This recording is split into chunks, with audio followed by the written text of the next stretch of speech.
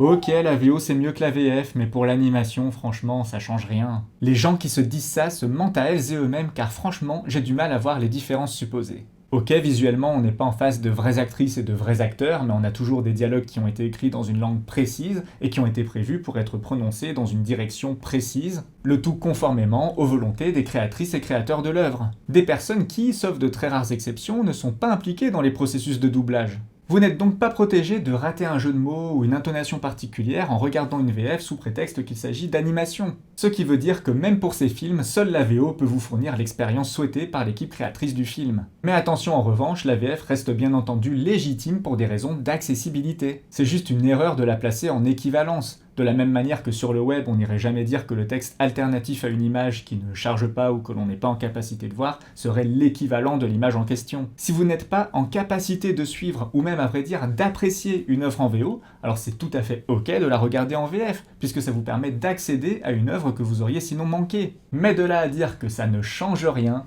dans un camp comme dans l'autre, il s'agirait de doser.